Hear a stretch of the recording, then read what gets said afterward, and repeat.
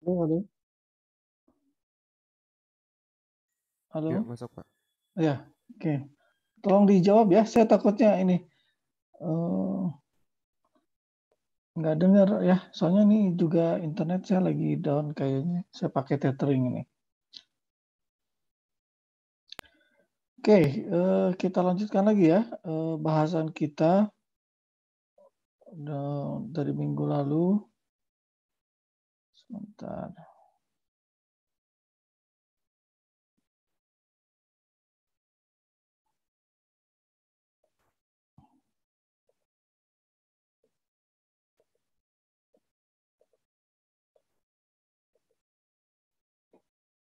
Oke, sudah terlihat?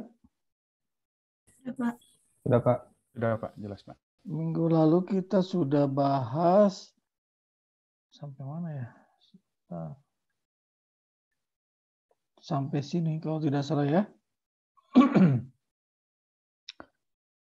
Kalau tidak salah sampai sini. Ya, tipe-tipe kerusakan struktur ya. Jadi ada beberapa tipe kerusakan struktur ya. Saya ulangi lagi sedikit. Ada retak, schooling, delaminasi, spalling, fluorescence, staining, ya, hollow atau deformasi berlebih ya. Nah, itu definisinya sudah dijelaskan minggu lalu ya. Oke, kita masuk, kita lihat ya beberapa poin ya terkait dengan hal-hal tadi ya, khususnya masalah retak ya. Bentar ya. Masalah retak dan apa penyebabnya gitu ya. Nah, itu yang perlu dipahami juga ya. Oke. Soalnya bahasan retak ini pada khususnya pada struktur beton ya. Jadi saya di sini akan fokus pada struktur beton. Untuk struktur baja kalau tidak salah tidak banyak sebenarnya kalau struktur baja ya. Nah, dibahas di penilaian kondisi kalau nggak salah ya. Oke. Oke ya. Retak ini ya pada beton itu dapat dikelompokkan ke dalam beberapa fase ya. Ada yang fase plastis ya, atau fase di mana dia masih apa ya, fluid gitu ya, kondisi betonnya ya masih beton segar gitu. Kemudian ada fase hardening atau fase pengerasan ya, itu antara apa ya, dia fluid tapi sudah setting ya, kemudian mengeras, dan ada fase yang sudah keras gitu ya. Gitu. Nah, retak yang terjadi pada fase plastis itu kalau apa kurang lebih ada ini ya jenisnya ya. Ada retak akibat susut plastis atau plastic shrinkage ya. Ada retak akibat penurunan plastis atau plastic settlement.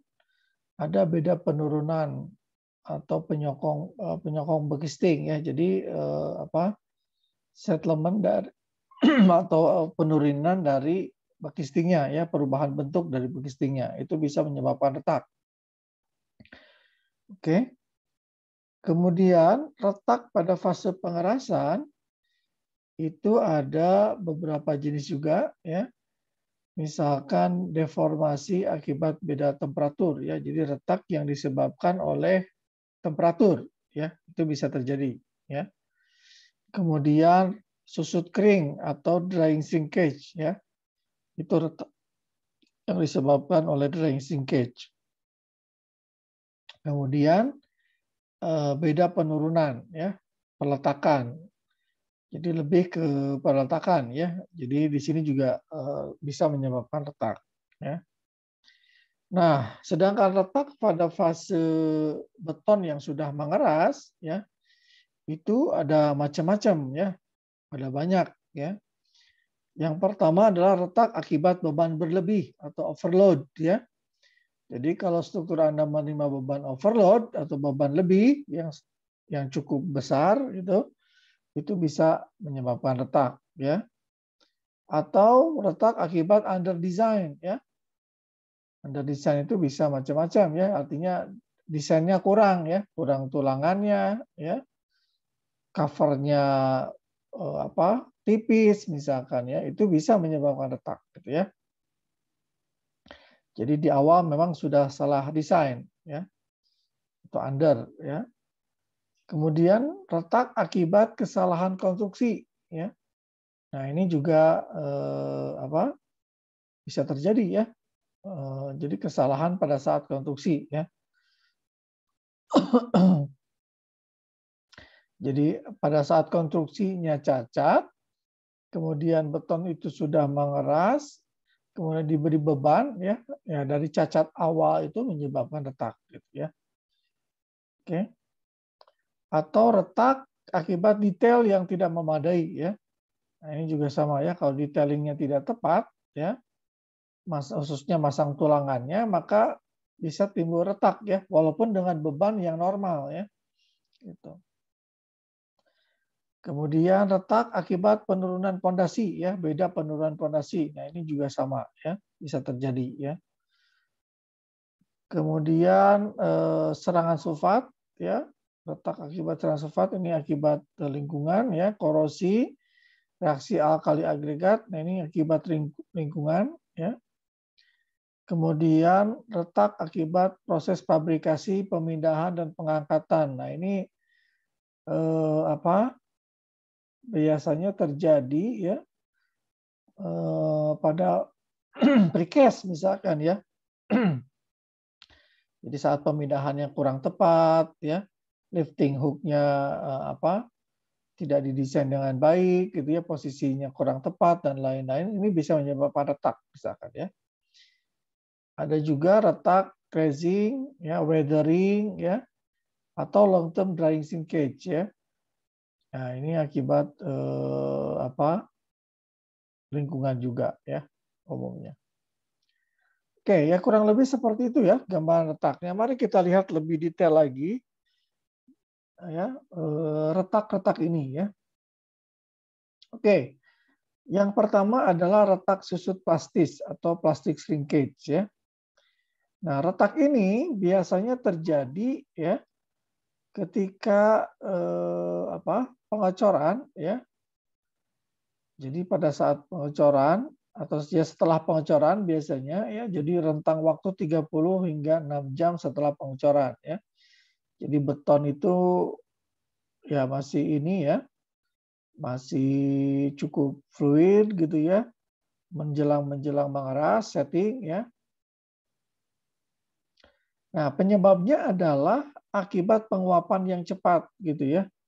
Jadi laju penguapan itu ya melebihi laju bleeding, maksudnya air yang ada di permukaan khususnya ya, di permukaan beton itu dia cepat habis keluar gitu ya.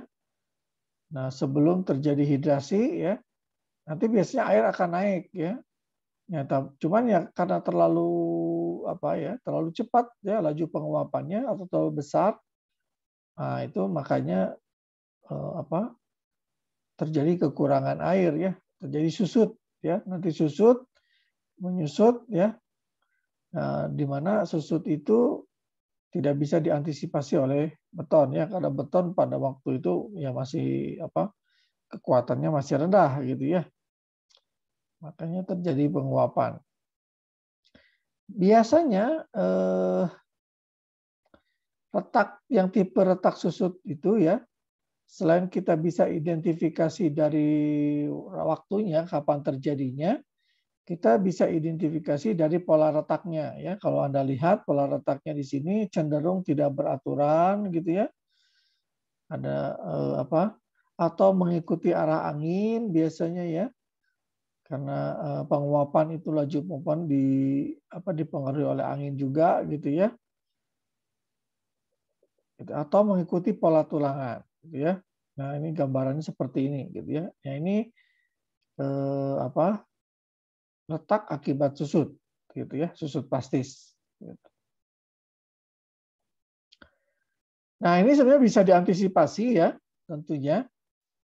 Yang pertama ya diusahakan dalam hal pengecoran ya, diusahakan ya jangan pada waktu ya, biasanya kalau memang tidak bisa dihindari di waktu-waktu panas gitu ya, siang hari misalkan gitu ya, ya Anda harus pasang sunscreen gitu ya, penutup matahari gitu ya, supaya panasnya tidak terlalu langsung gitu ya.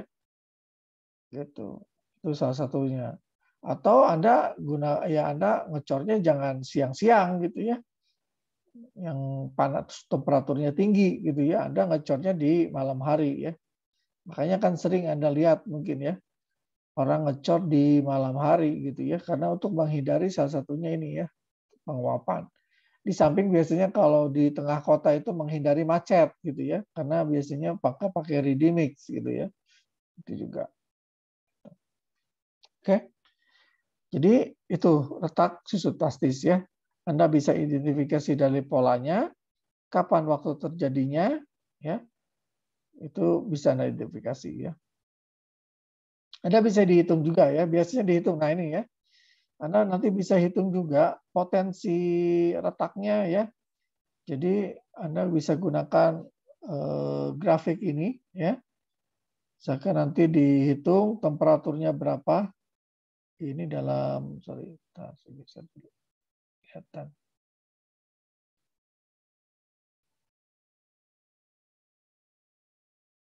Nah, misalkan temperaturnya berapa derajat gitu ya. Nanti dilihat relative humidity-nya berapa ya. Misalkan 40% atau 50. Anda tarik garis ke sini. Kira-kira temperatur betonnya berapa? Anda tarik lagi. Kecepatan anginnya berapa? Nah, nanti Anda bisa temukan berapa laju evaporasinya ya. Nah, ini memang dalam satuannya feet square ya, pound square nih. Ya nanti Anda bisa konversi ke dalam kilogram ya. Nah biasanya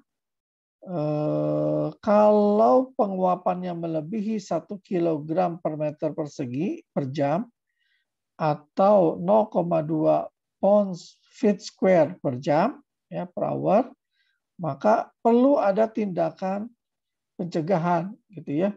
Jadi perlu ada istilahnya precaution gitu ya.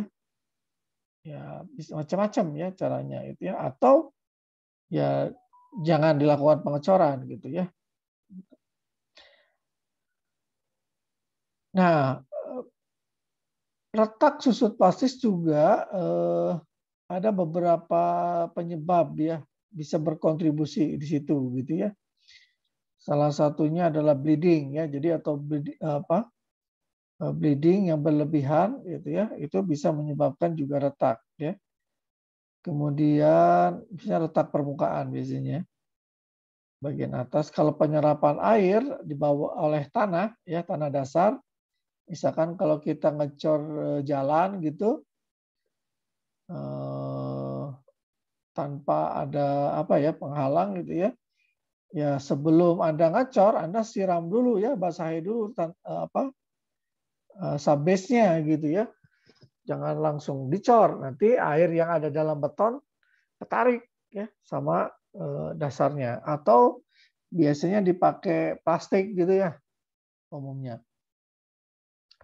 Gitu. Ya, yang paling utama biasanya akibat ini ya, penguapan ya. Itu. Nah, cara bisa selain itu juga kalau volume air semennya rendah ini juga sama ya. Atau bulging gitu ya.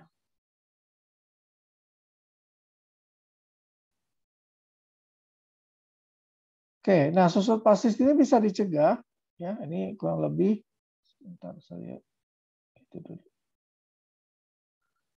Hilangkan dulu. Oke. Jadi ada beberapa tindakan untuk mencegah terjadi susut plastis ya. Di antaranya tadi ya lapisan dasarnya subgrade atau subbase ya, atau foam box-nya juga ya Anda basahi gitu ya. Supaya tidak, kalau foam box-nya misalkan kalau pakai baja ya mungkin nggak masalah ya. Kalau pakai kayu gitu ya, mungkin ya adalah sedikit gitu ya, walaupun mungkin nggak terlalu banyak juga sih. Bisa Anda basahi dulu gitu ya, atau lapisi pakai oil misalkan ya. Kemudian kalau agregat ya, nah ini kalau Anda mencampur beton ya, kalau agregatnya terlalu kering, ya itu bisa menyerap ya air gitu ya. Kemudian ya kalau misalkan anginnya besar, Anda pakai penahan angin. Kalau mataharinya terik, ya Anda pakai penutup matahari gitu ya. Oke. Atau Anda juga bisa menurunkan suhu betonnya ya dengan mendinginkan agregat atau air pencampurnya. Itu juga bisa ya. Kemudian atau Anda tutup ya dengan plastik gitu ya. Biasanya sih kalau habis pengecoran ya, habis curing biasanya segera gitu. Jadi menyegerakan setelah pengecoran, finishing ya, kira-kira sudah setting ya, itu Anda tutup langsung ya dengan plastik misalkan ya, supaya tidak terjadi penguapan berlebih gitu ya. Bisa aja sih masih basah gitu ya. Cuman biasanya kalau Anda tutup plastik masih basah, nanti suka ada istilahnya nempel gitu ya. Jadi bisa merubah permukaannya si beton gitu ya. Kurang mulus jadinya biasanya gitu. Oke, ya tadi ya kurangi jeda, maksudnya antara pengecoran dan curing itu jangan terlalu jauh gitu ya. Oke. Nah ini atau Anda gunakan ya bisa fogging gitu ya atau curing compound ya segera ya setelah curingnya Anda bisa gunakan gitu ya. Gitu. Oke, ada pertanyaan?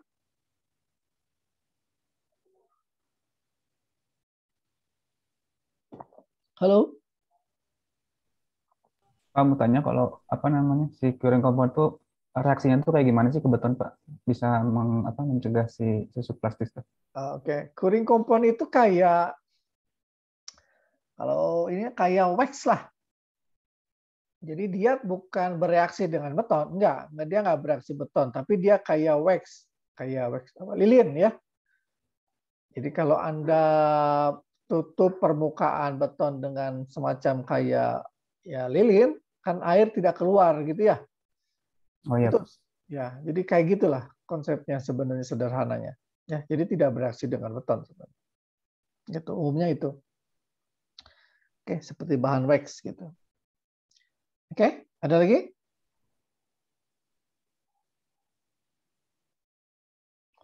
Oke, ada ya.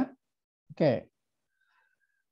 Oke, nah berikutnya adalah retak penurunan plastis ya. Waktu sempat saya singgung-singgung juga ya, atau dikenal dengan settlement plastic cracking ya. Nah ini di fase-fase plastis ya, dari judulnya juga sudah kelihatan ya. Terjadinya di fase plastis artinya terjadi ketika rentang waktu antara 10 menit sampai 3 jam setelah pengecoran ya. Nah, umumnya terjadi kalau campuran kita itu cenderung cenderung banyak air gitu ya. Sehingga potensi bleeding itu sangat tinggi ya.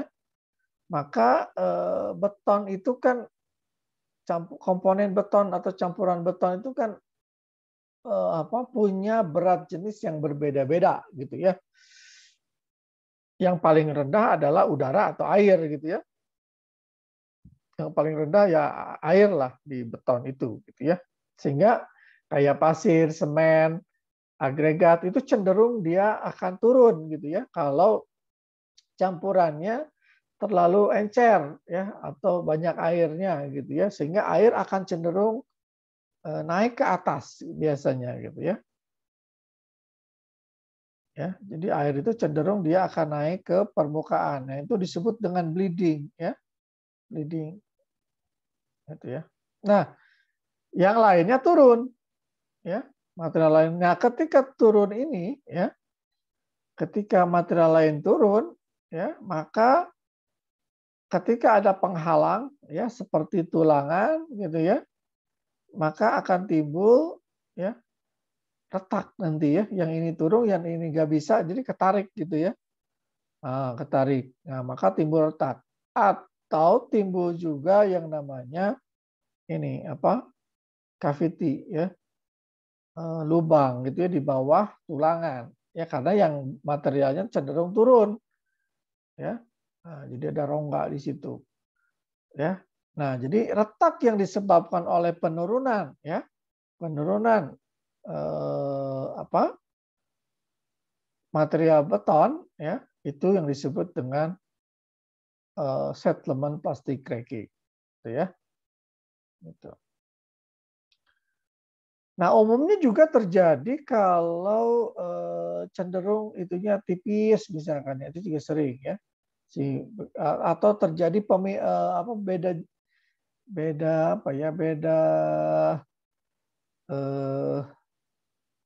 beda dimensi. Misalkan saya punya beton yang satu tipis, satu tebal gitu ya. Gitu ya. Maka ada potensi ada retak di sini nih. Akibat penurunan. Karena yang ini cenderung banyak turunnya, yang ini cenderung sedikit turunnya, gitu ya. Gitu ya. Nah, di sini potensi retak juga. Ini juga sama ya, susut plastis, gitu ya. Nah, biasanya, nah tanda-tanda, karena kita bisa lihat nih, kalau retak akibat penurunan plastis itu polanya, nah polanya itu biasanya mengikuti pola tulangan. Ya, jadi retaknya itu apa ya, ngikuti pola tulangan lurus gitu ya. Kalau ada tulangan ke arah sini ke sini gitu ya. Ikuti pola tulangan ya umumnya ya. Atau ada penghalang kalau kecuali ya ada agregat seperti ini gitu ya. Nah, itu bisa. Atau yang ini tadi yang saya bilang di antara perubahan dimensi gitu ya. Nah, seperti ini nih ya. Jadi kita bisa deteksi pertama ya, retak akibat penurunan plastik itu satu dari waktunya tadi ya, di antara 10 sampai apa tadi 30 menit kali ya, 3 jam ya. Jadi awal-awal lah pokoknya ya. Kemudian polanya itu mengikuti pola tulangan atau di antara perubahan ketebalan dimensi beton gitu ya. Itu indikator dari plastic cracking ya. Oke. Nah, ini juga bisa dicegah sebenarnya ya. Yang pertama caranya adalah mengurangi bleeding ya. Jadi gunakan campuran yang tidak terlalu banyak air atau walaupun misalkan biasanya kan terlihat dari water cement ratio ya biasanya. Ataupun kalau kita turunkan water cement ratio atau kita artinya kan nanti selamnya rendah ya. Selamnya akan rendah, akan menyulitkan pengerjaan biasanya kalau selamnya terlalu rendah ya. Nah, biasanya kita bisa gunakan bahan admixture atau aditif ya.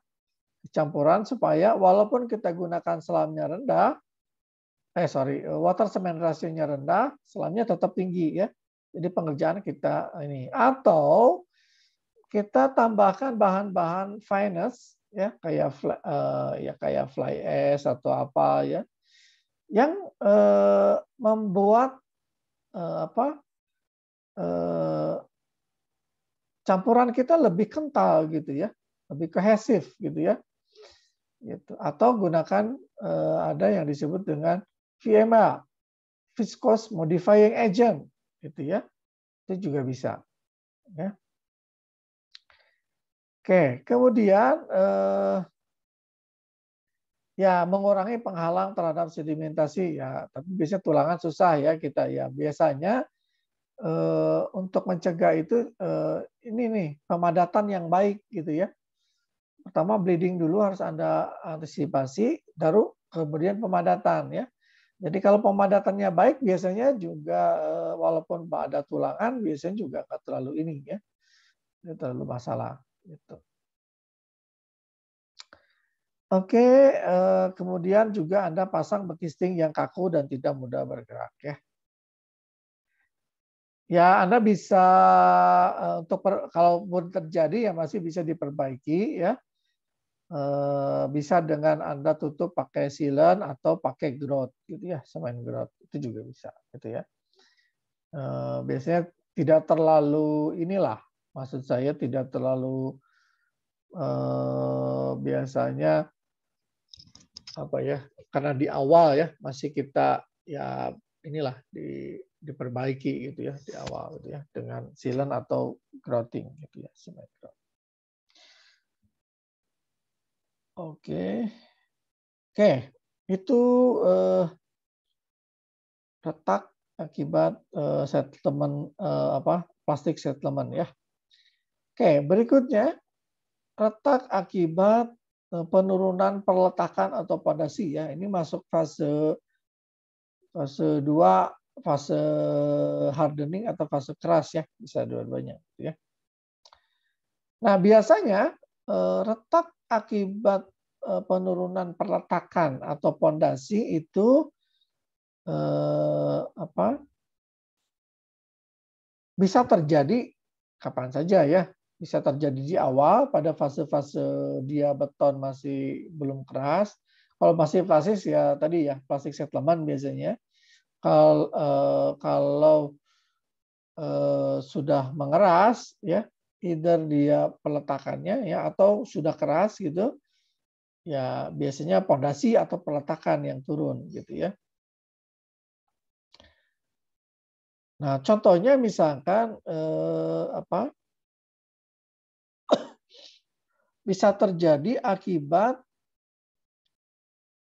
penurunan satu atau sebagian dari sistem struktur atau balok misalkan ya, kalau ini ya.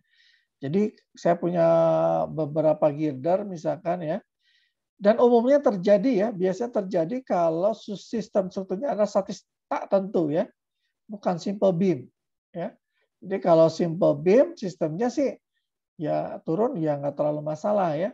Yang masalah itu kalau sistemnya adalah statis tertentu ya atau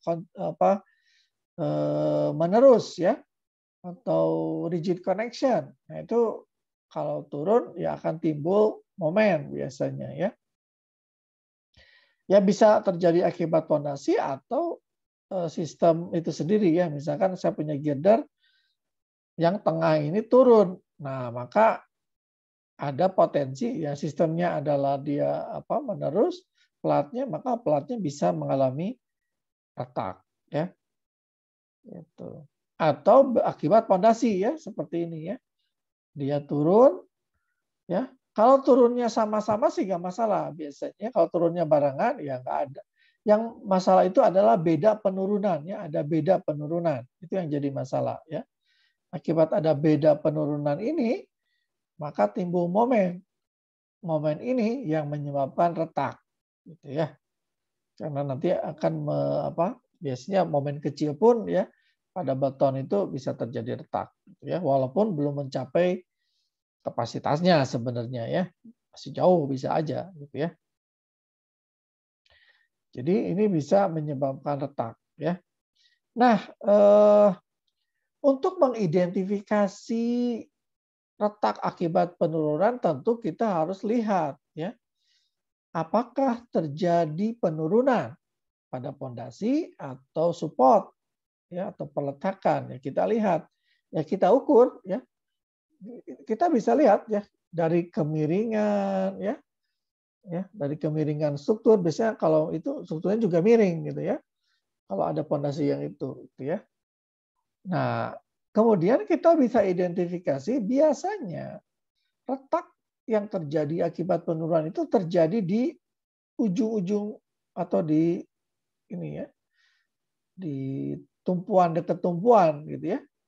Daerah-daerah dekat tumpuan di sini ya. Nah itu biasanya penyebabnya adalah penurunan. Akibatnya kalau seperti itu. Karena momen terbesar biasanya di situ. Gitu. Ya. Jadi pola retaknya akan dekat di tumpuan. Nanti lihat, bisa dilihat sih mana yang tarik, mana yang tekan gitu ya. Itu bisa kelihatan. Biasanya yang tarik yang retak gitu ya. Oke, ya untuk pencegahan ini ya tentunya ya buatlah sistem struktur pondasinya yang rigid ya, yang artinya ya tidak mengalami penurunan lah gitu ya. Kalau sampai tanah keras gitu ya, kalau bisa gitu ya, si pondasinya gitu ya. Atau ya kalau memang ya kadang-kadang memang kalau sistemnya ya, atau buat sistemnya yang statis tertentu gitu ya, bisa gitu juga ya, untuk mencegah ini gitu ya. Kalaupun tidak bisa ya ini juga masih bisa diperbaiki gitu ya.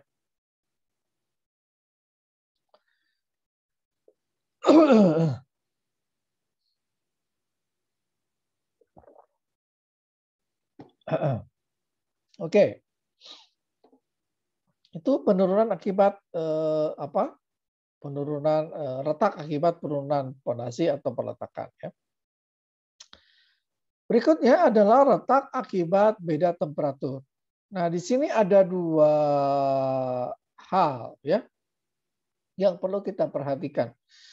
Jadi ada yang retak-retak di awal, artinya itu akibat temperatur hidrasi ya, atau dikenal juga dengan adiabatik temperatur yang mengenerate panas ya pada saat proses hidrasi ya semen, atau memang akibat temperatur luar ya, eksternal temperatur. Beda temperaturnya akibat cuaca panas gitu ya. Yang satu terekspos agar lebih tinggi temperaturnya, bagian lain lebih rendah gitu ya. Itu juga bisa. Jadi bisa ada dua penyebabnya, ada dua ya. Ada yang akibat mes konkret atau konkret itu sendiri ya, biasanya terjadi kalau cukup tinggi ya beda temperaturnya kalau kita punya struktur-struktur yang ketebalannya besar gitu ya. Kenapa terjadi beda temperatur? Karena tadi ya bagian permukaan yang terekspos lingkungan biasanya lebih rendah nanti temperaturnya dibanding bagian inti betonnya ya. Nah, itu yang penyebabnya. Nah, perubahan temperatur ini sebenarnya sih kalau kita punya sistem struktur yang bebas bergerak ya, tidak akan menjadi masalah sebenarnya, gitu ya. Jadi misalnya kalau saya punya struktur gitu ya, dia bebas gitu. Kalau panas dia memuai, kalau dingin dia menyusut ya, tapi tidak ada yang nahan gitu ya. Ya bebas-bebas saja gitu ya. Maka tidak akan timbul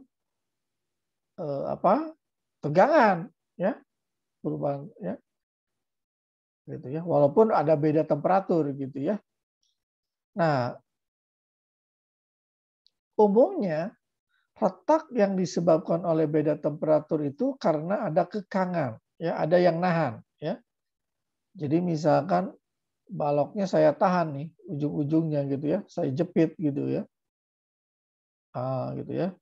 Ketika temperaturnya naik misalkannya dia akan memuai, ya ketahan, nah akan timbul tegangan di situ, atau dia akan menyusut ya, ketarik gitu ya. Nah, ya itu yang menyebabkan terjadinya retak gitu ya.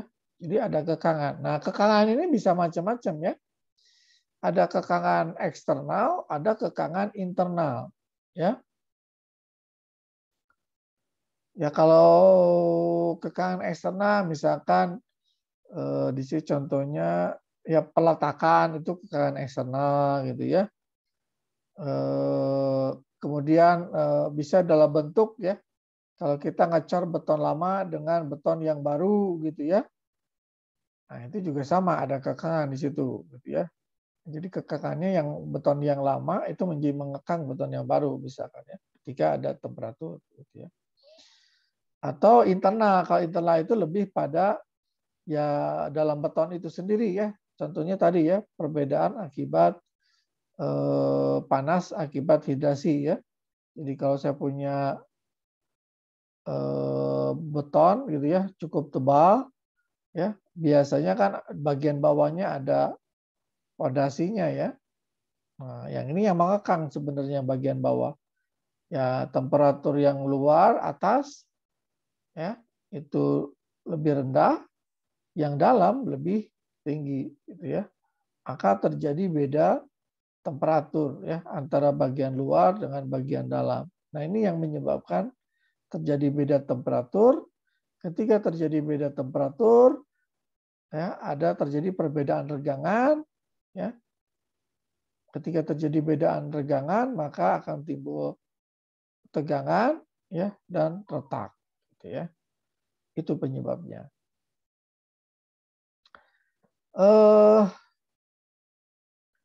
Ya ada beberapa hal ya yang menyebabkan bisa mempengaruhi ya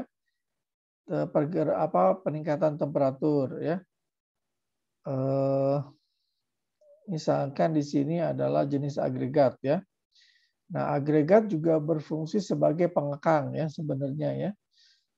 Ya karena dia sifatnya karena kan yang mengalami perubahan temperatur ya khususnya pada saat beton proses hidrasi adalah semen ya atau pasta ya. Agregat sih tidak mengalami perubahan ya. Gitu-gitu aja. Nah, agregat itu masing-masing agregat punya punya nilai ekspansi atau yang masing-masing ya. Nanti itu akan mempengaruhi juga gitu ya. Kemudian tulangan ya. Tulangan juga sama ya, dia juga bisa berperan ya terhadap temperatur ya. Nanti makanya kita kenalkan tulangan susut atau tulangan suhu ya. Minimum tulangan susut, tulangan suhu ya. Yaitu sebagai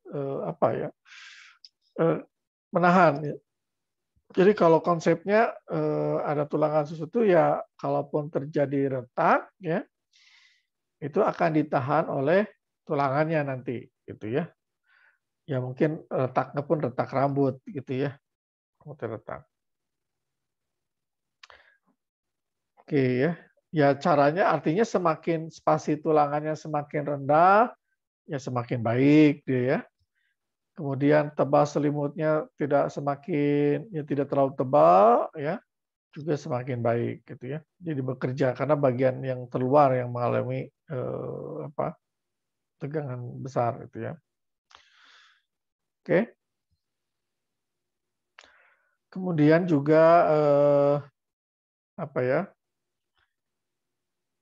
pengurangan jeda waktu pengecoran misalkan ya. Artinya antara mengecor beton lama dengan beton baru tuh jangan terlalu jauh gitu ya.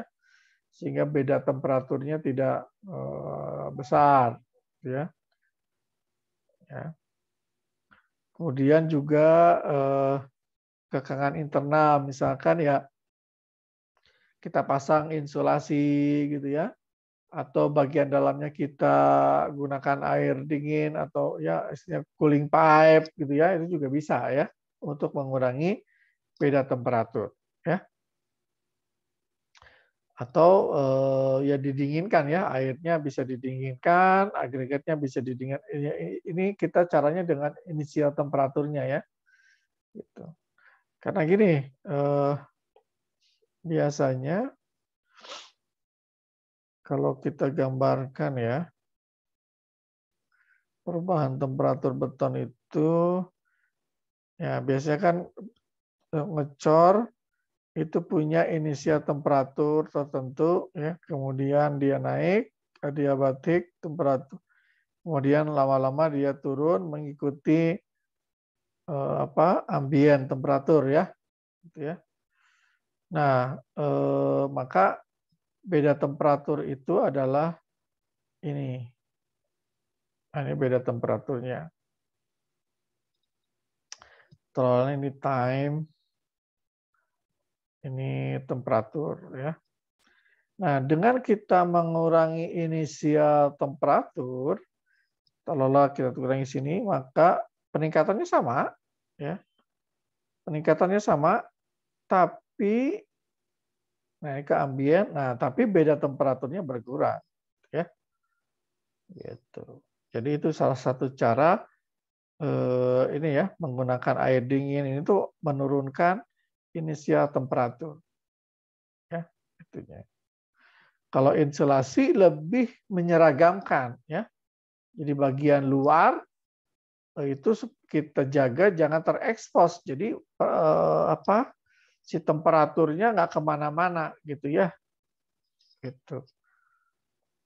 Ya kalau itu insulasi gitu ya. Banyak juga yang melakukan itu pakai styrofoam misalkan ya. Gitu. Oke, nah tegangan yang disimpulkan oleh perubahan temperatur itu disebut dengan tegangan termal atau regangan termal ya. Bisa juga ya. Biasanya ya itu nanti retak yang tegangan yang timbul ya akibat temperatur itu nanti dibandingkan dengan kuat tarik beton ya. Nah, umumnya kuat tarik beton itu rendah ya, makanya dibatasi gitu ya. Kuat tarik beton. Nah, rumusnya kurang lebih seperti ini ya. Jadi di situ ada tegangan termal atau tegangan tarik ya. Ini adalah derajat kekangannya. Ini adalah modulus elastisitas beton. Ini adalah koefisien creep ya. Jadi koefisien creep itu bisa mengurangi ya efek ini ya. Kemudian ada alfa, alfa itu adalah koefisien ekspansi termal dan delta T adalah beda temperaturnya gitu ya. Taruhlah kita anggap ininya adalah 1, creepnya kita anggap 0, nggak ada pengaruh gitu ya. Maka ya jadinya E alfa kali delta T. Gitu ya. Oke. Alfa itu kurang lebih sekitar 10 kali 10 pangkat minus 5 ya. Per derajat Celcius gitu ya. Kalau tidak salah ya. Ada nggak di sini? Nggak ada ya. Oke ya. Nanti Anda cari ya. Ya kurang lebih seperti ini ya. Alfa koefisien ekspansi termal. Untuk beton, modulus beton itu ya itu sekitar 4.000. Ya ini untuk itunya ya, sederhananya ya. Sekitar 4.700 akar FC frame ya. FC frame itu mutu beton. Let's say mutu betonnya adalah berapa? 30 misalkan. Ya, berapa E-nya? Coba tolong bantu hitung.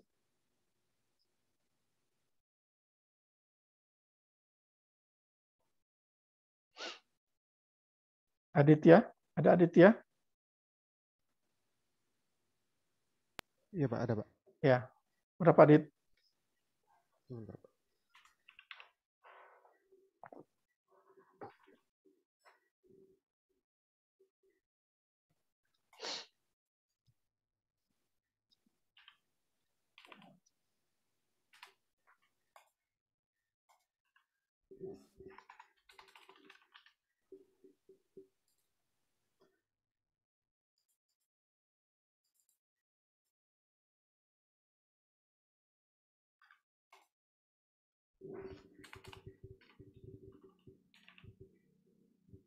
Berapa?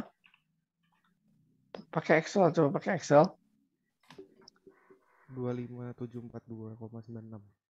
25742 ya. Sampai A ya. Oke. Betul. Nah, untuk tegangan tarik ya. Jadi kalau tegangan tarik beton itu lebih kecil dari tegangan yang terjadi akibat beda temperatur, artinya tegangan akibat temperatur lebih besar dari ini, maka akan terjadi retak ya. Let's say kalau sama kan pasti retak ya. Nah, tegangan tarik beton itu sekitar let's say 0,33 akar Fc prime. Oke, berapa dit? Tadi Fc prime-nya 30. Jadi berapa nih?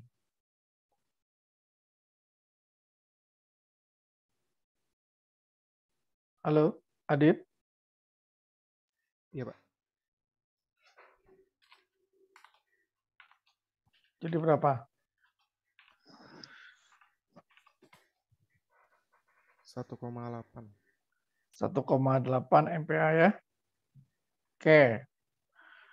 Maka beda temperatur yang akan menyebabkan retak kurang lebih ya. Kalau saya hitung, kalau saya rumus lagi delta T sama dengan sigma T dibagi E kali alfa.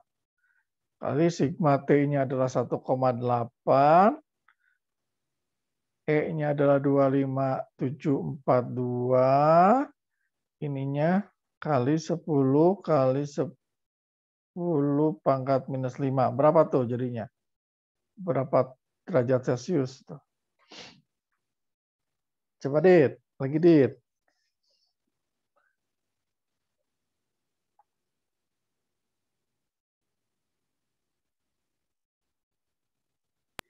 Dikali 10 pangkat berapa, Pak? 10 kali 10 pangkat minus 5.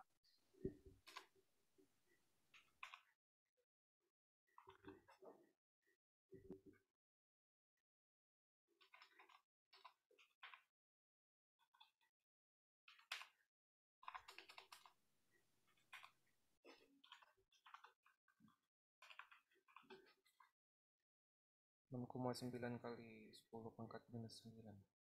Berapa? Oh, benar nggak, Pak? 6,9 kali 10 pangkat minus 9.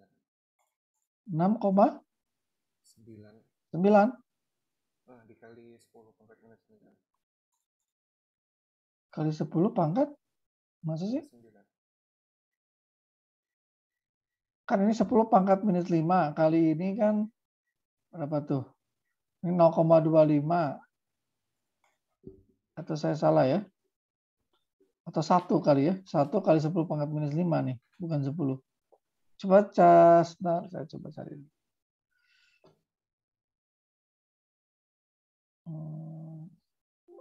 Bentar ya.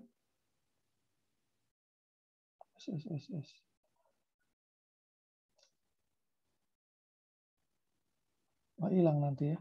Bentar. Koefisien termal. Termal konkret.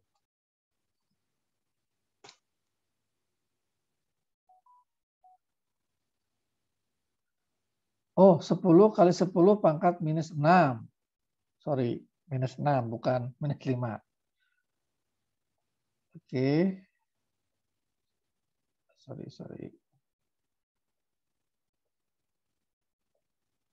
Kalau 1 kali 10 pangkat minus 5 itu ya. Kalau 1 ya. Oke, gimana? Ini 10 kali 10 pangkat minus 6, D.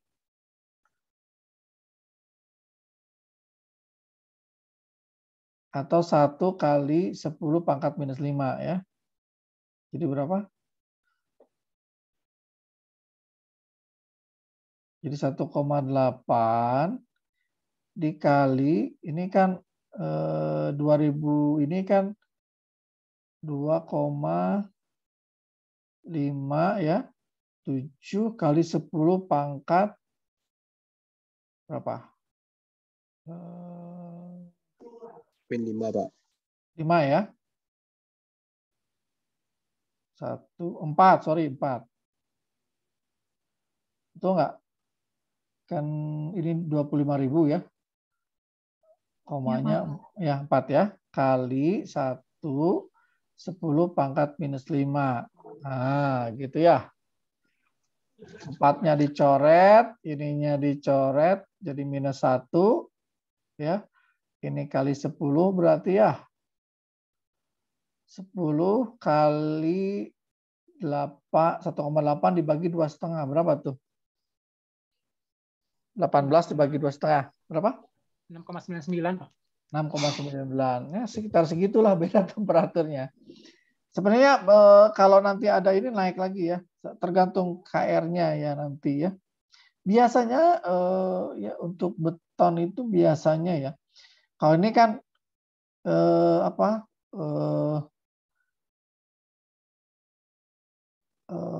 istilahnya mutunya rendah. Biasanya kalau yang itu tuh mutunya relatif tinggi biasanya. Atau saya pembaginya kecil ya. Atau kalau ini tegangan tarik murni ya. Kalau tegangan tarik lentur itu sekitar 0,5 atau 0,6 akar Fc prime. Nanti kali 2 ya. Sekitar kalau 6,9 ya 14 derajat Celcius ya. Ya, sekitar segitu. Oke. Kalau lentur ya, karena kita bicara lentur bukan nggak tarik murni ini. Ya. Nah, makanya ya common praktisnya gitu ya. Common praktisnya beda temperatur di beton itu sekitar 20 derajat Celcius biasanya diizinkan gitu ya. Nggak boleh lebih dari itu gitu ya. Ya ada banyak faktor ya nanti ya. Jadi kalau soalnya kan tergantung ketebalan juga nanti ya. Ada faktor KR nanti di sini ya. Ketebalan beton juga berpengaruh nanti ya. Oke. Jadi itu ya. Jadi Anda bisa hitung ya. Berapa sih yang beda temperatur yang diizinkan kalau kita jadi beda temperatur itu temperatur di permukaan dengan temperatur di dalam, berapa bedanya gitu ya. Nah, itu bisa kita tahu gitu ya. Yang bisa menyebabkan retak pada beton. Oke. Jadi kurang lebih itu ya. Jadi ya sekitar biasanya di common praktisnya 20 derajat Celcius ya, tidak boleh lebih dari itu beda temperatur. Ini lebih rendah ya, 14. Kalau karena kita bicara lentur ini ya, tegangan lentur bukan tarik murni. Ini tarik murni. Ya tergantung kasusnya ya. Nanti kita lihat per kasus-kasus. Oke ya. Nah, sebentar. Dulu. Oke. Nah, nanti ada faktor derajat kekangan ya. Derajat kekangan itu dipengaruhi oleh nanti ya, antara tebal tinggi dan tebal gitu ya. Nanti berpengaruh ya. Berapa sih KR-nya gitu ya. Nilai KR-nya. Nah, itu kan berpengaruh nanti. Kemudian perubahan temperatur tadi yang saya bilang ya. Jadi yang disebut perubahan temperatur itu ya antara temperatur penempatan placement ditambah peningkatan temperatur atau adiabatik temperatur dikurangi ambient temperatur ya dikurangi penurunan temperatur akibat kehilangan panas. Jadi ada kehilangan panas juga. Jadi sepanjang waktu itu kan panas juga berkurang ya, ada kehilangan panas ya ke lingkungan dan lain-lainnya. Itu juga ini. Nah, delta T-nya ini gitu ya. Oke, nah makanya dari persamaan tadi, ya dari persamaan yang awal tadi, ya, kemudian kita tahu delta T-nya adalah ini, ya, maka kita bisa menentukan kalau kita pengen menetapkan berapa sih temperatur inisial yang sedemikian sehingga tidak temperatur itu perbedaan temperatur tidak boleh melebihi kapasitas tegangan tarik gitu ya. Jadi T inisialnya ya nanti ya sama aja gitu ya. Jadi kalau saya pindahin ini persamaan ini ya, pindah ke sini ya jadi delta T gitu ya. Rumus ini kan rumus yang tadi gitu ya sebenarnya. Ya. Oke. Oke. Ini harusnya ada E-nya, mana E-nya? Oke. Nah, jadi kita sudah tahu ya. Jadi yang bisa mempengaruhi beda temperatur atau temperatur beton itu satu ya, peningkatan temperaturnya ya, atau adiabatik temperatur tadi. Adiabatik temperatur itu tergantung semen ya. Semakin banyak semen, semakin besar peningkatan temperatur. Semakin sedikit semen, semakin kecil peningkatan temperatur. Ya. Di samping itu juga ada tipe semen. Ya, di sini kelihatan nih. Jadi tipe semen tertentu bisa menurunkan temperatur. Ya.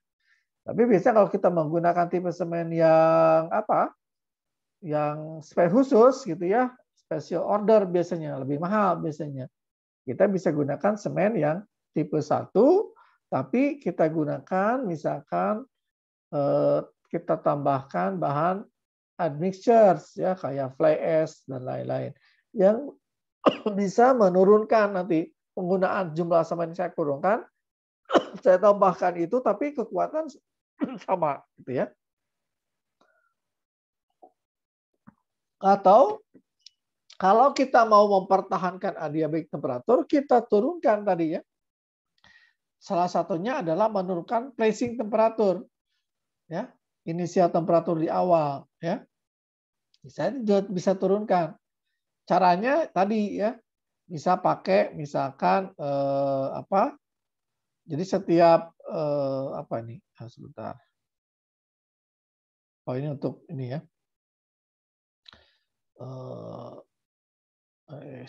Nah, ini salah satu contohnya Anda misalkan tadi displacement ya. Jadi Anda tambahkan bahan pezolan gitu ya, itu bisa. Atau Anda dari mana satu lagi?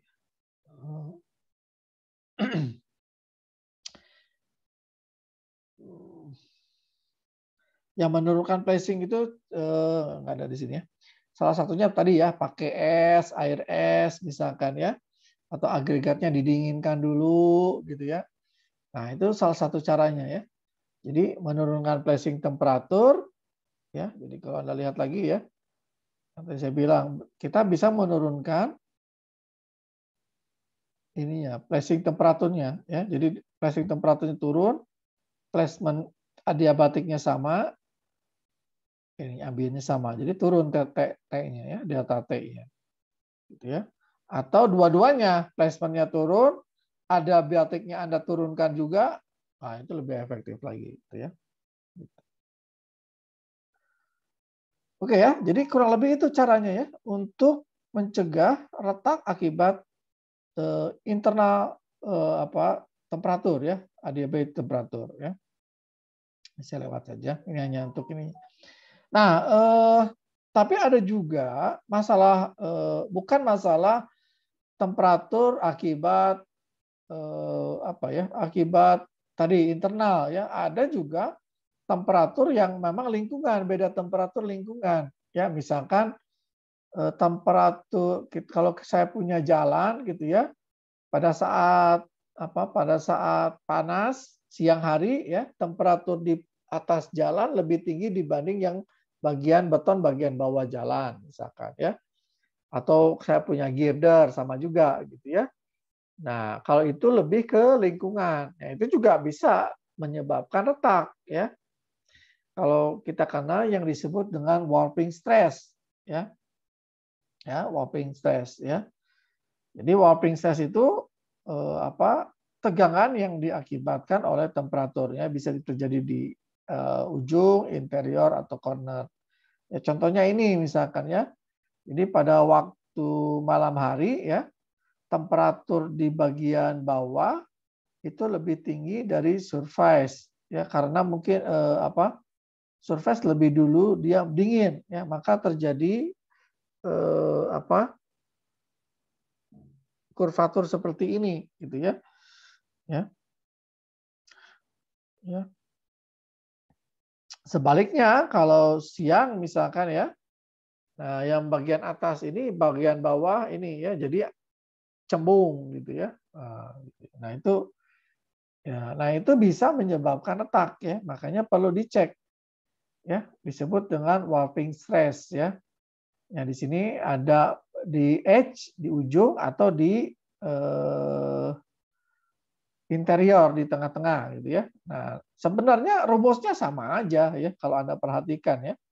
Rumusnya ya. Ini sigma T, di sini beda istilahnya ya. Tadi E itu adalah sama ya. E kecil ini adalah thermal coefficient atau alpha gitu ya. Alpha.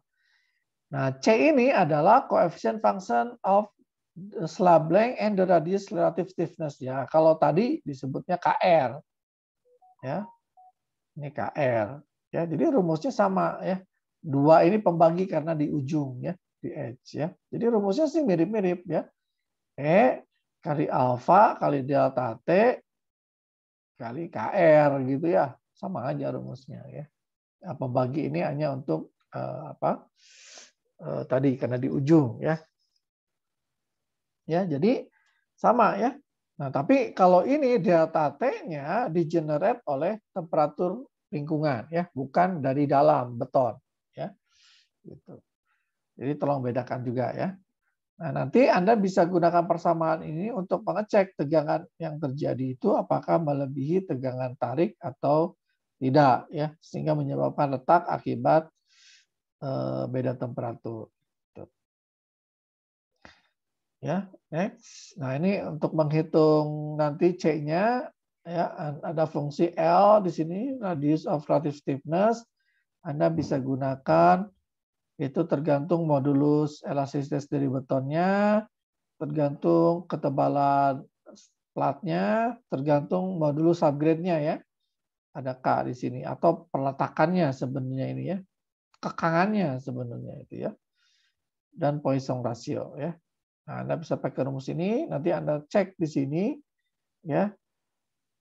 Nilai nanti rasio B dan L ya, panjang ini dengan hal proses tadi ya. Nanti Anda bisa hitung, misalkan dapat 5, dapat ini, maka dapat C-nya sekian gitu ya. Nanti C-nya masukin ke sini ya. Persamaan ini ya. E-nya tadi sama hitungnya, alfanya tadi sama, delta T-nya nanti delta T-nya beda temperatur ya, dihitung gitu ya. Gitu. Oke. Nah, untuk interior sama juga sebenarnya rumusnya, bedanya adalah di bagian ini aja. Ya, bagian ini nih. Karena ada efek C1 C2. C1 itu arah direction-nya ya, arah yang dihitung. Ya, jadi kalau interior itu ya ada arah X ya, arah-arah Y gitu ya. Kalau H kan satu arah ya, ini arah X, ini arah ini arah Y, sorry, ini arah edge X gitu ya. Cuman satu arah. Tapi kalau interior ada dua arah, di situ saling berpengaruh ya. Gitu. Makanya di sini ada faktor C1 dan C2 ya, tergantung Anda menghitungnya mana ya. Nanti kan B-nya disebut kalau B-nya ini atau B-nya ini gitu ya, arah yang perlawanannya gitu ya. Gitu. Oke.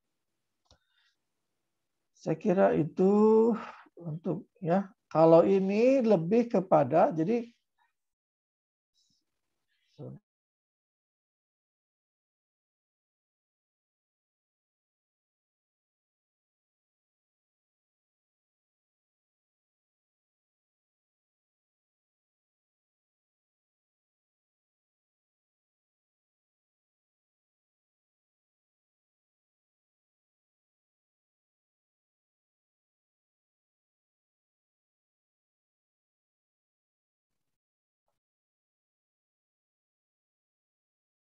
oke. Nah, kalau ini, jadi di pelat juga kadang kita untuk mencegah retak ya, khususnya akibat expansion ya. Makanya disediakan opening atau gap ya antara plat satu dengan plat yang lainnya ya.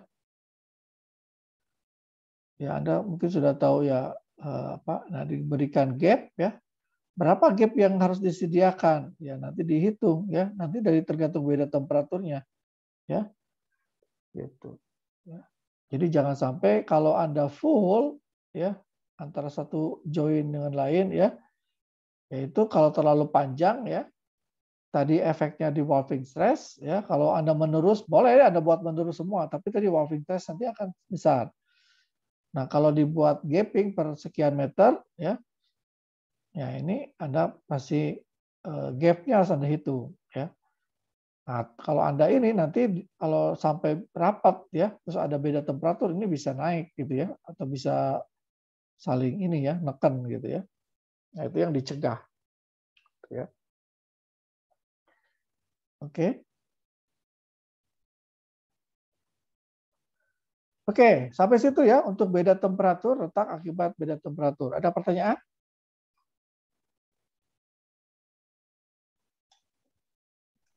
Halo? Izin bertanya, Pak. Ya. Untuk yang tadi Pak, common practice yang 20 derajat itu berlaku juga untuk beton akibat kebakaran nggak Pak? Kebakaran ceritanya lain. Oke. Beda ya kalau kebakaran. Oke. Oke. Nah, kalau kebakaran itu nanti tergantung temperatur, efeknya macam-macam ya. Jadi ada macam-macam kebakaran itu. Jadi kalau terjadi kebakaran tergantung derajat kebakaran. Biasanya nggak 20 derajat, biasanya di atas 100 derajat lah kalau kebakaran, bahkan sampai bisa 1000 derajat Celcius ya. Kalau kebakaran itu ya. Nah, kalau kebakaran, efek ke betonnya adalah dia bisa menurunkan kualitas beton atau mutu beton. Kenapa? Karena tidak hanya air yang ada dalam, kan beton itu masih mengandung air ya umumnya. Jadi air yang ada dalam beton bisa menguap, tapi juga kan mirip kayak drying singket kan air menguap akibat lingkungan ya, temperatur lingkungan. Kalau ini akibat panas gitu ya, akibat kebakaran. Tapi juga air yang terikat pada ikatan beton ya. Nah, masalahnya itu sebenarnya kalau kebakaran. Jadi dia bisa menurunkan macam-macam ya, kekuatan tekannya menurun ya. Kemudian modulusnya juga turun gitu ya. Jadi dia efeknya macam-macam gitu ya. Nah, itu tergantung seberapa besar penetrasi dan berapa lama kebakaran itu terjadi ya. Jadi ada durasi di situ ya. Karena durasi itu menentukan seberapa dalam nanti dia berpengaruh pada beton. Gitu ya. Nah, umumnya kalau beton itu sih relatif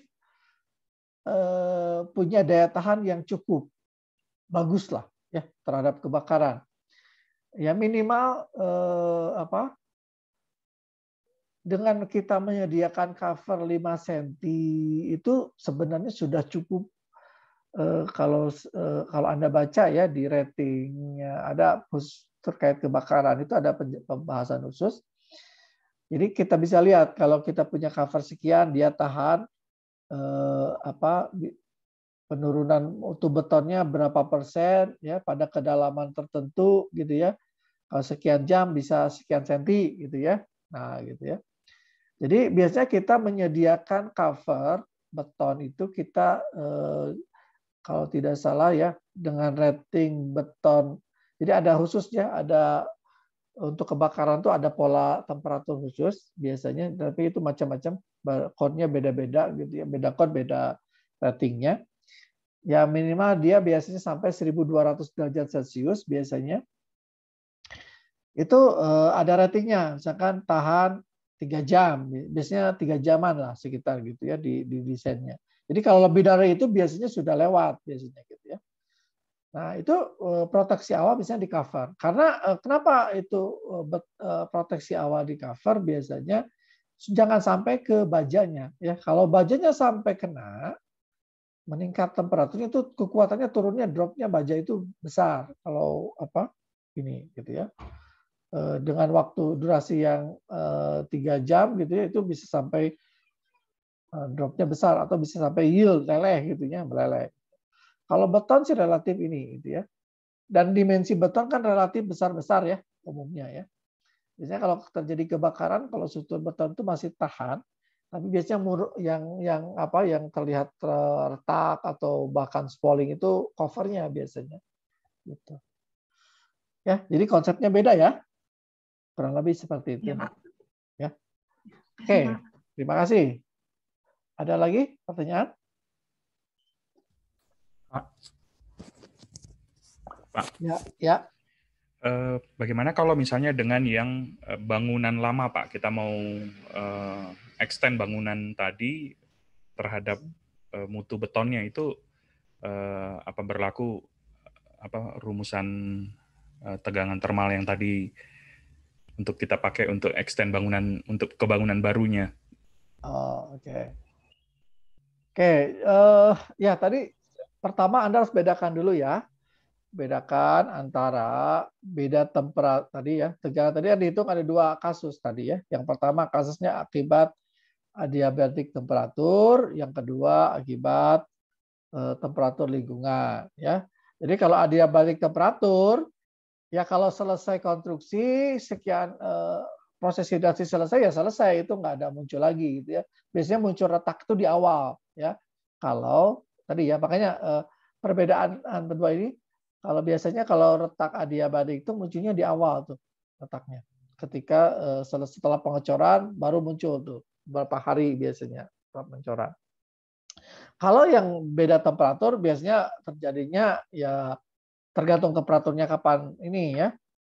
Nah, kalau kita punya bangunan existing, ya tentunya kan kalau bangunan existing adiabatik temperatur udah selesai ya. Udah nggak ada lagi lah ya. Tinggal temperatur lingkungan ya. Nah, temperatur lingkungan sebenarnya tidak mempengaruhi mutu beton ya.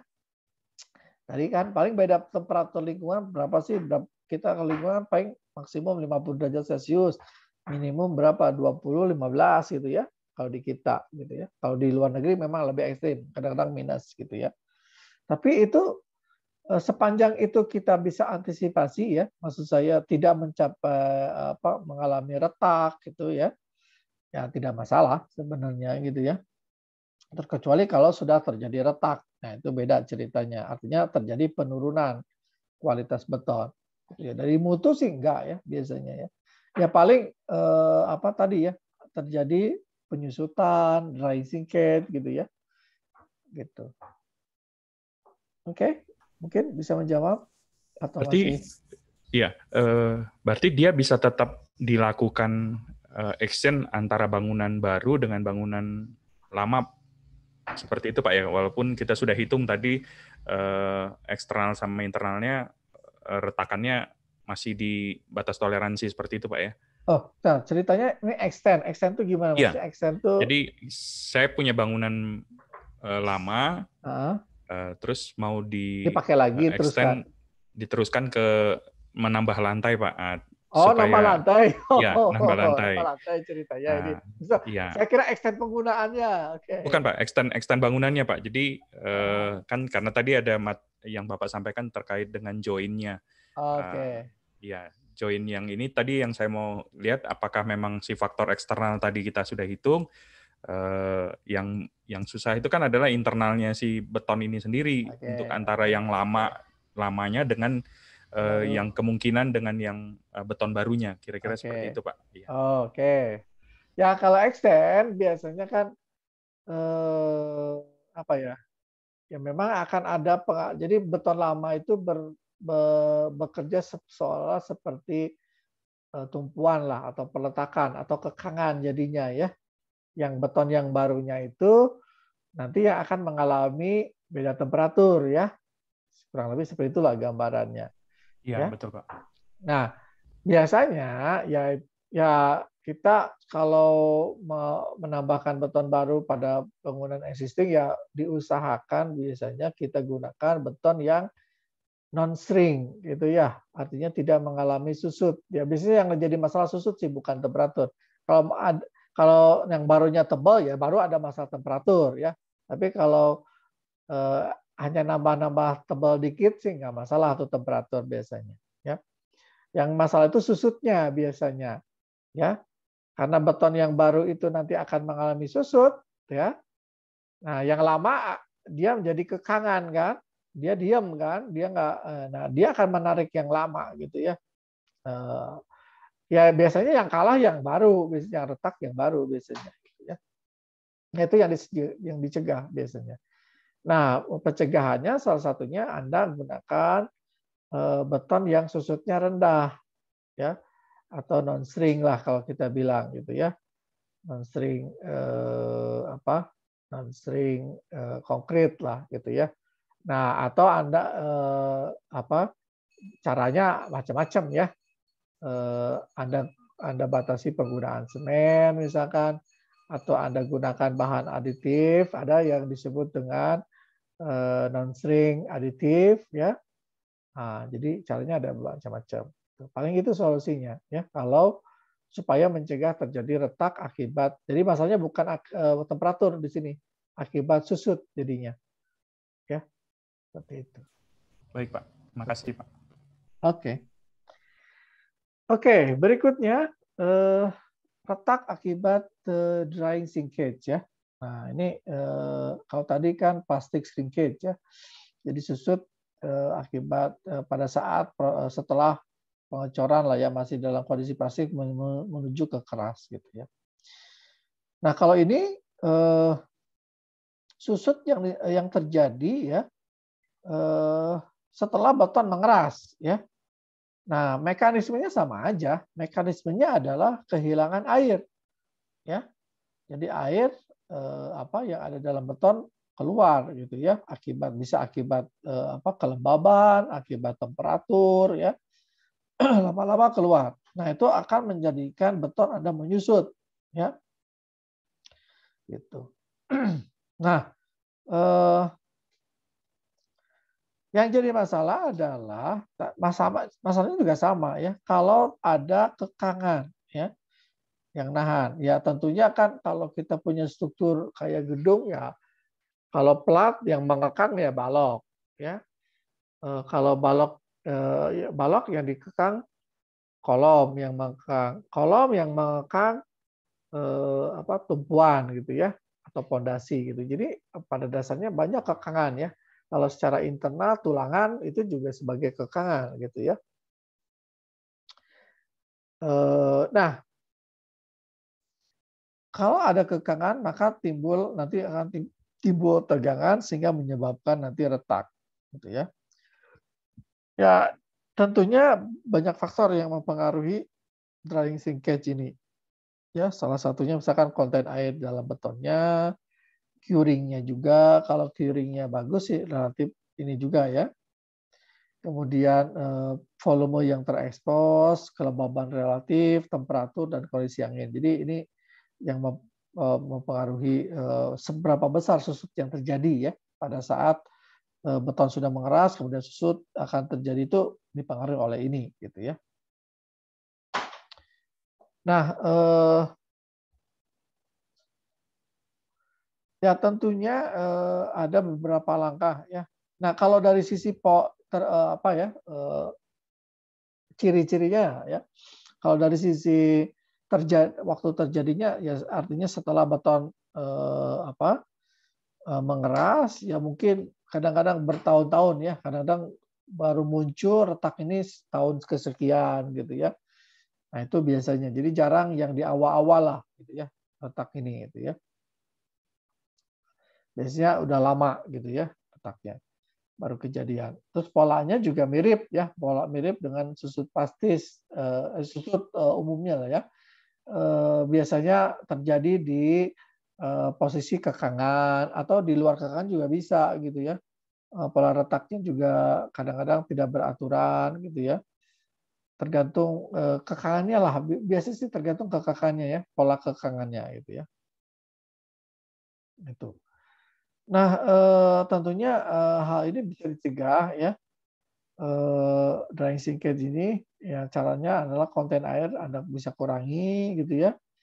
Kemudian konten agregatnya ya itu Anda bisa gunakan yang cukup banyak, itu membantu ya, karena yang mengalami susut itu semen, pasta ya, agregat tidak biasanya ya. Termasuk ukuran agregat gitu ya, termasuk juga perawatan beton yang cukup gitu ya. Itu juga bisa ya mencegah gitu ya. Dan menghilangkan kekangan eksternal ya. Jadi misalkan kalau kita punya sistem struktur yang menerus ya, kalau ya artinya kalau kita mau hilangkan ya buat sistem yang simple beam misalkan gitu ya. Ya tapi yang tidak semua bisa seperti itu ya. Kadang-kadang kita tidak bisa hindari gitu ya. Atau juga Anda gunakan tulangan ya. Tadi ya tulangan susut, tulangan suhu itu salah satu cara untuk sebenarnya bukan mencegah retak ya, tapi mengurangi dampak retak gitu ya. Mengurangi dampak retaknya ya. Nanti retaknya tidak terlalu besar gitu ya, tidak terlalu lebar gitu ya. Nah ini contohnya ya, tadi saya bilang bahwa polanya biasa mengikuti pola kekangan gitu ya. Di mana kekangan itu ada ya, umumnya gitu ya. Jadi misalkan kalau di plat ya, ada girder gitu ya. Girder ini sebagai kekangan sebenarnya ya, yang makanya dia timbul retaknya gitu ya, polanya itu ya. Kemudian kalau di kalau ada support sama ya seperti inilah mirip. Kalau ada punya di abutmen misalkan ya biasanya yang paling ini kan fondasinya ya paling kekang, paling kaku ya, jadi dindingnya terjadi seperti ini. Kalau di girder itu sendiri ya biasanya di webnya ya karena dia tipis. Yang ini jadi kekangan ya ujung-ujung ini. Jadi kurang lebih polanya seperti itu ya. Kalau drying sinketnya kita bisa identifikasi biasanya mengikuti pola kekangannya gitu ya. Oke, kemudian retak akibat overload, under design atau kesalahan konstruksi ya. Kalau gambar ini sih sebenarnya bukan retak ya, ini udah kolaps ya. Udah kolaps kalau gambar ini ya. Nah, ini salah satunya akibat overload ya. Ya, saya nggak tahu juga ya, mungkin dulu di desainnya tidak menahan akibat truk yang pasir sepenuh ini gitu ya. Mungkin ya. Jadi itu salah satunya bisa terjadi seperti ini ya. Tapi ini kolaps ya, bukan retak ya. Tapi awalnya biasanya di awal kalau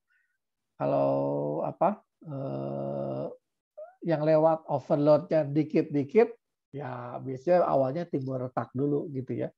Retak, lama-lama retaknya bertambah, lebarnya bertambah, baru kolaps gitu ya. Tapi kalau sudah overload, benar-benar overload, ya bisa kolaps seperti ini gitu ya. Nah ini yang perlu dicegah gitu ya. Atau kesalahan konstruksi ya, ini juga sering terjadi ya. Kalau ini juga kolaps ya, bukan retak ya. Ya misalkan dari angkat girder ya, kesenggol girder itu ya contohnya inilah, artinya kalau posisi liftingnya salah gitu ya.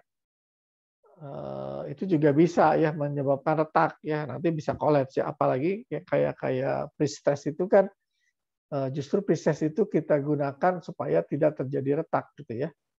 Gitu ya.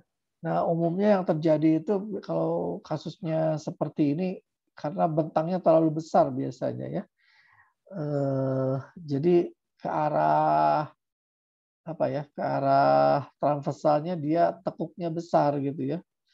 Gitu. Kemudian juga dalam hal megangnya ya, biasanya megangnya kan dari atas aja gitu ya, nggak dari sampingnya, dia cenderung dia bisa berputar gitu ya, itu yang juga sering terjadi gitu ya,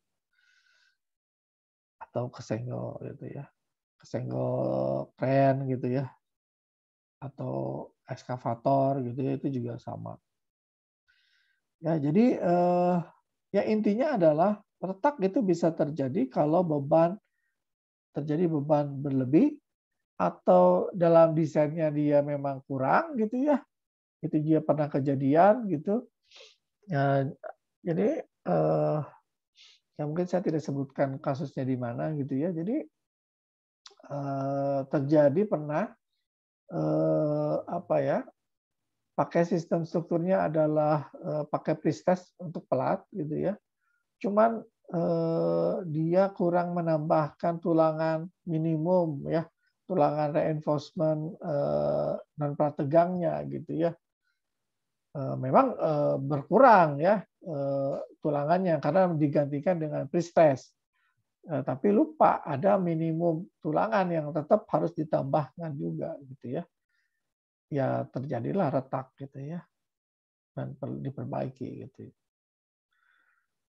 Artinya ada tegangan berlebih di situ ya terjadi ya. Ya kesalahan konstruksi ya contoh yang umum mungkin cold join, honeycomb gitu ya, rongga itu juga sama ya. Itu jadi ada retak awal kadang-kadang muncul ya. Ya, kesalahan atau kekurangan detailing, misalkan selimut beton, ya, panjang penyaluran tulangan kurang, atau confinement-nya kurang, gitu ya, angkurnya, misalkan ya, panjang angkur, ya. Nah itu banyak ya contohnya ya. Nah itu juga bisa menyebabkan retak, gitu ya, baik akibat beban servis atau nanti akibat beban yang bekerja, gitu ya, sesuai dengan peruntukannya, gitu ya. Oke, ya ini contoh-contohnya ya. Jadi pada biasanya kalau retak overload ya terjadinya kalau sudah terjadi beban yang berlebih bekerja ya, timbul retak gitu ya. Nah perlu diidentifikasi mungkin apa ya? Jenis penyebab retak gitu ya. Jadi kita bisa mengidentifikasi ini retaknya retak akibat geser, akibat lentur gitu ya. Itu kita bisa identifikasi ya. Ya, salah satunya misalkan kalau akibat geser itu pola retaknya adalah miring seperti ini ya. Ya. Miring. Ya, jadi retak ini nih. Nah, ini retaknya miring ya. Gitu ya. Dan ini dekat tumpuan ya. Biasanya geser itu paling besar dekat tumpuan ya. Sama ini juga. Nah, gitu ya kelihatan. Ya. Nah, kalau retak lentur biasanya lurus gitu ya, dari bawah biasanya ya, dari sini nih. Itu ya retaknya. Jadi kita bisa ya mengidentifikasi penyebab retaknya apa ya. Ya kalau akibat beban ya, beban apa? Momen, geser gitu ya, atau torsi ya. Sempat saya juga pernah lihat akibat torsi ya. Khususnya kalau torsi itu terjadi kalau biasanya kalau di jembatan itu kalau jembatannya miring seperti ini nih. Gitu ya. Ada skew di sini ya. Tidak. Nah, ini ada potensi puntir gitu ya. Gitu. Oke. Jadi kita bisa ya lihat ini penyebabnya relatif apa dari pola retak ya. Nah, ini sebagai contoh misalkan ya.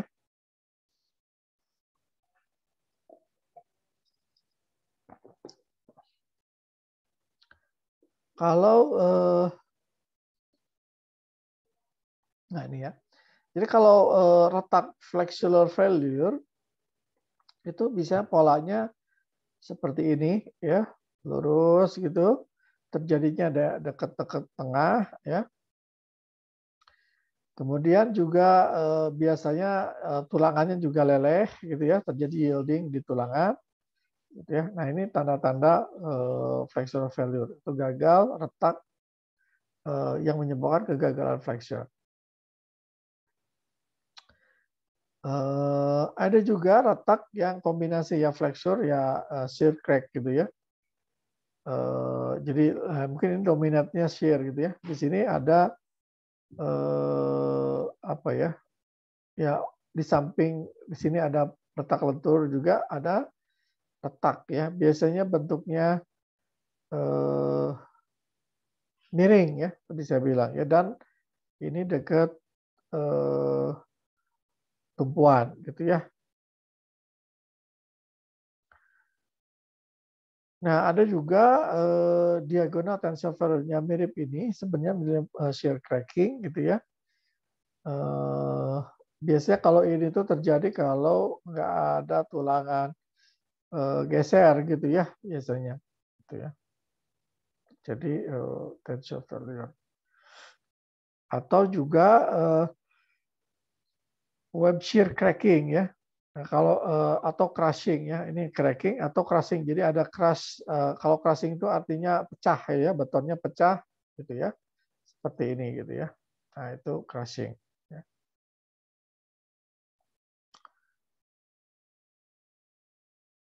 Oke.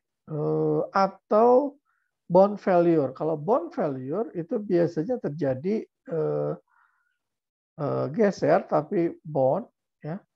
Itu biasanya nanti letaknya itu dekat-dekat tulangan ya, seperti ini bone nih. Jadi daerah ini terjadi bone failure, ya, kegagalan bone, ya. Kemudian ada juga deep beam failure. Kalau deep beam failure biasanya terjadinya pada balok tinggi, ya. Kemudian antara beban dan tumpuan, misalkan ya, itu dekat, gitu ya, sehingga ada alur beban yang langsung di sini, gitu ya. Nah, biasanya terjadi crushing di sini ya. Ya. Nah, itu bisa dijelaskan pakai serat entai biasanya ya, kalau di PIM itu ya. Kita tidak bisa lagi pakai teori lentur biasa ya. Nah, itu pakai serat entai, nanti kelihatan polanya itu ya langsung gitu ya.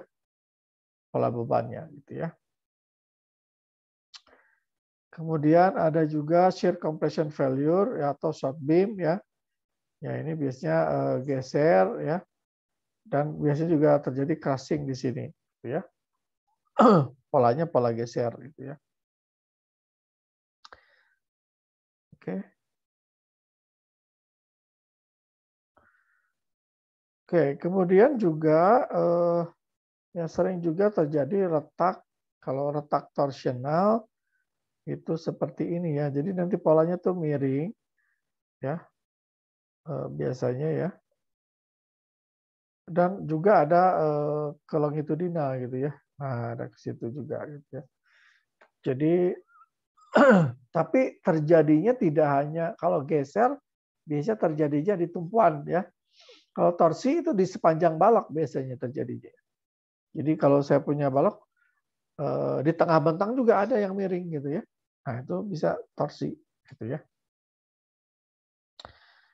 Kemudian ya kita juga bisa identifikasi ya. Kalau kayak misalkan kalau dia tarik ya, kalau tarik biasanya retaknya seperti ini ya. Kalau tekan biasanya retaknya seperti ini ya. Akibat tekan ya, ada bulging di situ ya, ada penggembungan juga gitu ya. Nah, itu juga biasanya akibat tekan ya, direct compression. Nah, kalau di cantilever juga sering ya terjadi ya, itu geser bisa gaya splitting gitu ya. Yang ini atau bisa juga cracking, diagonal cracking ya, ditambah flexural tensile failure dan compression gitu ya. Jadi macam-macam ya. Jadi kalau ini splitting, biasanya kalau splitting itu terjadi kalau memang nggak ada ini ya, nggak ada tulangan yang ini gitu ya, menyambung gitu ya. Itu splitting ya, terjadi biasanya. Kalau ada tulangan yang masih connect ya, ke sini untuk menahan tariknya ya, itu ya mungkin terjadi gagal geser gitu ya. Gitu ya. Kalau ada tulangan geser ya, nah itu tergantung nanti dari rasio antara tumpuan ke sini dan beban ya. Berapa bisa behaviornya lentur nanti gagalnya atau flexural shear kombinasi gitu ya. Oke. Oke, kalau pada plat ya biasanya kalau plat retaknya itu kayak pola kalau Anda pernah kuliah plastis ya atau limit analisis biasa mengikuti pola-pola yield line ya. Ya kayak kalau kita dulu belajar tributary area gitu ya. Gitu ya. Kan tributary area plat balok itu kan dari plat kan gini ya polanya ya. Kalau dia persegi, kalau dia panjang, polanya kan trapesium ya. Oke, pernah lihat yang kayak gini? Halo? Belum, Pak. Oh, ketika Anda ngitung tributary area untuk hitung beban pada balok kan gitu ya. Nah, nanti sama ya, kalau bebannya pada plat ya, sama ya. Biasanya kalau plat yang gagal akibat beban itu polanya mirip-mirip kayak gini ya. Mirip kayak pola yield line gitu ya. Gitu. Tergantung dari bentuk platnya ya. Kalau mungkin kalau dia persegi seperti ini ya bentuknya segitiga gini gitu ya. Kalau agak panjang bisa trapesium kayak gini gitu ya. Nah, ini menandakan pola retak akibat beban. Biasanya kalau lentur seperti ini dari bawah kelihatan gitu ya. Gitu. Oke. Kemudian juga bisa terjadi kalau terjadi misalkan agak miring gitu ya, pola skew gitu ya. Nah, kalau terlalu ini terjadi retak lentur seperti ini ya. Bisa juga.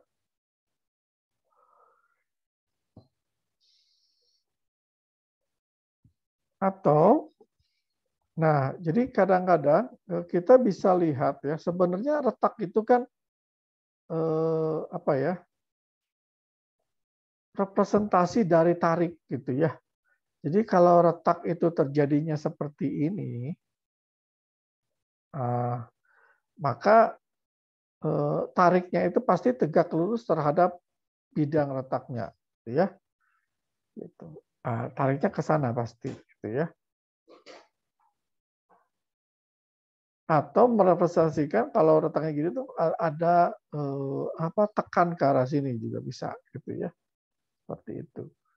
Nah ini biasanya pola retak seperti itu. Nah untuk kasus-kasus di mana misalkan kayak deep beam ya, balok-balok tinggi gitu ya, biasanya kita relatif ke polanya adalah pola beban langsung atau strat entai ya. Kalau dia kita bisa lihat dari stratnya gitu ya. Misalkan ini ya, kan stratnya adalah ke sini ya. Nah, berarti kalau ini adalah gagal compression ya, kalau gini. Karena dia lebih mengikuti pola stratnya. Ties-nya adalah ke arah sini sebenarnya. Nah, ini ties-nya, tariknya. Makanya pola retaknya ke arah sini. Gitu ya. Karena ties-nya ke arah sini. Jadi kalau Anda belajar strat entai itu pasti tahu gitu ya. Atau juga bearing gitu ya, lebih ke bearing tumpuan seperti ini gitu ya. Nanti ada retak bursting di sini atau retak ini ya, peralihan di sini gitu ya. Oke. Ya, ini nanti tergantung bentuknya juga. Misalkan kalau pier head-nya lurus, maka kemungkinan retaknya seperti ini. Kalau pier head-nya ada kepalanya seperti ini dan kepalanya relatif tinggi ya, artinya beban itu cenderung ya tersalurkan ke sini. Nah, gitu ya langsung ya. Nah, maka pola retak kemungkinan terjadinya adalah ini. Nanti ties-nya adalah ini. Nah, maka retaknya di sini terjadi gitu ya. Ini ties-nya. Ini stratnya. Kalau ini ada retak akibat tekan, ini akibat tarik gitu ya. Nah, kalau lebar seperti ini misalkan, maka cenderung dia kayak cantilever ya. Maka cenderung lentur biasanya ya. Polanya seperti ini gitu ya. Ya tentu ada retak shear crack juga, ada ketumpuan biasanya ya. Tapi umumnya bending crack ya, karena lentur kayak cantilever gitu ya. Kalau ini lebih kepada karena dia tinggi ya di beam, maka polanya lebih kepada strut yang ada tekan, gagal tekannya, dan ada tariknya, ties-nya, gagal tarik gitu ya.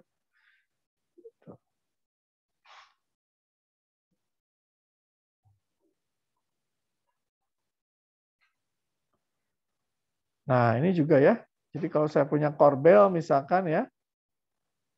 Nah, kalau yang sebentar. Kalau akibat lentur ya, maka retak yang terjadi itu ini ya, di sini. Karena dia akibat lebih kepada lentur ya. Kalau geser biasanya dari tumpuan ke sini ya. Ya. Kalau serat ya ini ke sini gitu ya. Nah, Anda lihat ya, biasanya tergantung dari tinggi ininya nih. Ya. Kalau geser ini biasanya pendek gitu ya. Nah, maka umum terjadi geser. Kalau ini relatif lentur. Kalau sangat tinggi gitu ya, maka lebih ke strutting di sini. Gitu ya, tekan gitu ya, operation strut. Jadi dari pola-pola struktur ya, kita juga bisa ini sebenarnya mengidentifikasi ya pola retak yang akan terjadi gitu ya.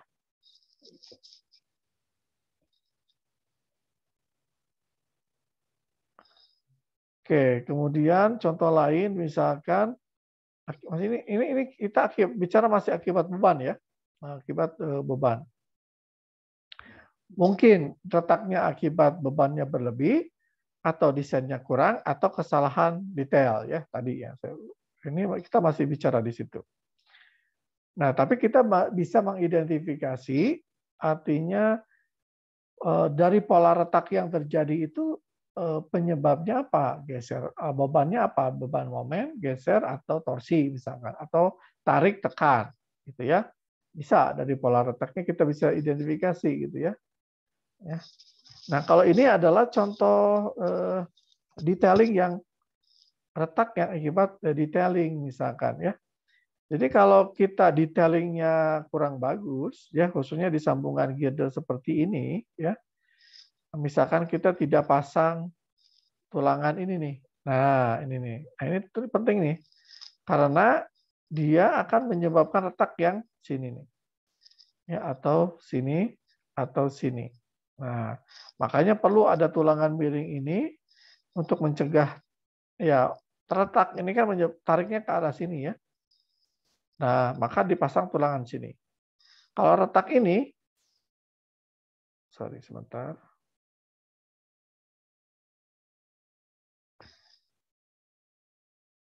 Kalau retaknya ke arah sini, maka tariknya ke arah sana.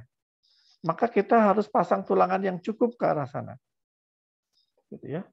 Kalau tariknya ini, maka kita tariknya ke sana, maka kita harus pasang tulangan yang cukup di sini, ke arah sini. Gitu ya. Nah, jadi kalau kita tidak menyediakan tulangan yang cukup, ya, detailing yang cukup daerah sini, itu bisa retak seperti ini, ya. Makanya kita harus pasang tulangan yang cukup ke arah sini, dan ke arah sini. Nah, gitu ya. Nah, itu masalah detailing nanti ya. Juga kalau misalkan detailing kita nggak cukup ini misalkan ya, tumpuannya di sini tapi tulangan ini sampai sini aja gitu loh. Nah, maka bisa terjadi akibat beban di sini ya retak di sini ya, splitting namanya. Nah, makanya perlu tulangan yang sampai sini harusnya. Gitu ya. Itu yang baik. Gitu. Jadi retak ini disebabkan karena kesalahan detail ya.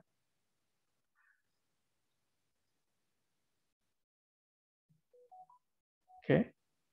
Nah, kemudian misalkan pada pre-stage ya ada daerah khususnya daerah anchoring ya. Ketika Anda pre-stage ke sini memberikan ini, maka tendon yang ini ya, karena tendonnya adalah tidak lurus ya, akibat ini juga miring nih, ini atau tendonnya ini tampak atas ya, horizontal plane view, miring, maka ada kecenderungan tendon itu untuk lurus gitu ya, untuk meluruskan diri ya, menjadi lurus gitu ya. Maka akan timbul gaya-gaya ke sini, gitu ya, atau gaya-gaya ke sini. Nah, ini perlu diantisipasi dengan memasang tulangan yang ke arah sini, ya, gitu, ya, supaya bisa nahan itu. Ya, jadi ada kalau di tumpuan itu bursting steel ya, daerah dekat biring ya, atau yang di sini mungkin apa ya, spreading gitu ya, gitu ya. Oke. Jadi ketika menghadapi kasus seperti ini kita harus aware ya. Oh, ada gaya seperti ini, maka akan ada coba timbul retak, maka perlu diantisipasi ya, potensi retak itu. Oke.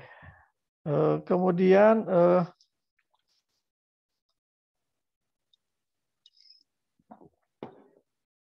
kalau kita punya kasus misalkan bentangnya panjang gitu ya, seperti ini. Kemudian kita tidak, kalau dari sisi kekuatan oke, misalkan ya. Kita sudah hitung beban yang bekerja oke. Cuman kita tidak antisipasi defleksi yang berlebih ya. Artinya dia mengalami defleksi yang berlebih ya. Dan beton itu kalau udah defleksi berlebih ya manifestasinya retak biasanya ya. Nah, ini yang perlu dicegah ya. Nah, biasanya kalau di umur-umur awal kita juga bisa gitu ya. Misalkan gara-gara lupa kita lupa pada umur-umur awal itu dia ya kuat tariknya rendah gitu ya. Kita lupa masang shoring di sini misalkan itu ya. Ya. Jadi ini terkait metode konstruksi ya. Atau di sepertiganya gitu pasang 2 misalkan ya. Jadi kalau setelah dia jadi oke gitu ya, tidak akan retak. Tapi kalau di umur-umur awal kita lupa pada saat metode konstruksinya tidak pasang shoring misalkan ya. Nah, itu bisa terjadi retak ya. Nah, itu perlu kita hati-hati ya.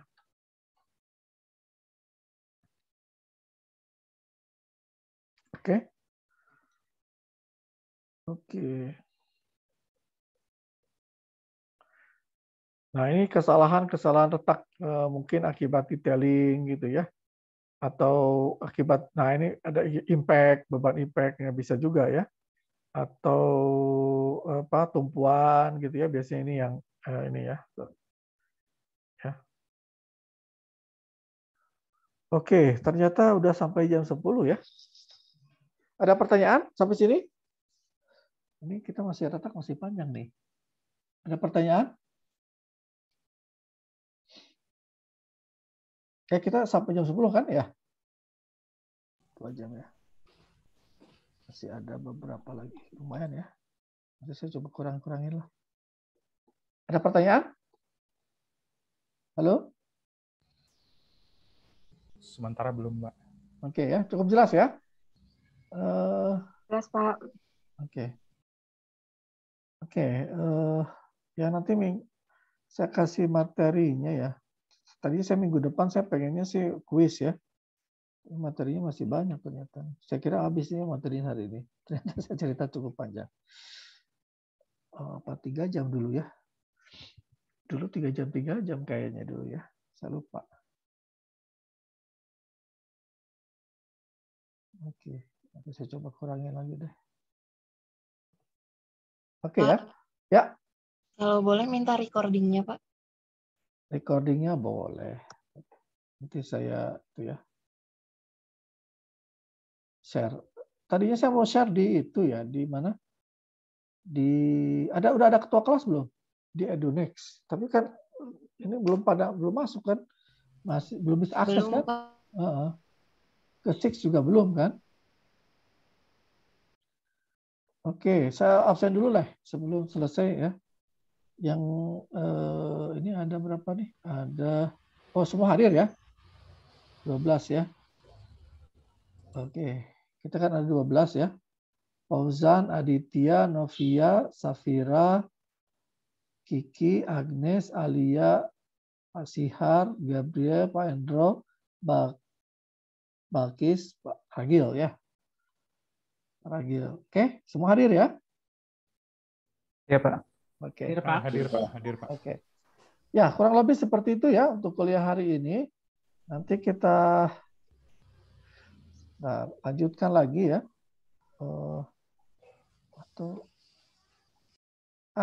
Atau materinya saya ke siapa saya share gitu, saya WA gitu supaya Anda bisa baca. Saya sih pengennya kita pertemuan keberapa nih? Kedua, ketiga nih? Ketiga, Pak. Ketiga ya. Kita 4 lagi ya. Ya, saya rencana keempat quiz ya. Saya share aja dulu lah ya materinya. Ya Anda pelajari ya. Nanti kita kuis lah ya minggu depan gitu ya. Kita sempatkan kuis gitu ya. Oke? Baik, Pak. Pak. Tolong nanti seseorang kontak saya ya. Siapa? Tahu udah saya, sudah. Pak. Siapa? Tapi kalau dari Azan, materi ya? Pak, ya Pak, dari materi kita udah pegang yang 2020. Masih sama Pak kalau saya lihat kontennya. Oke.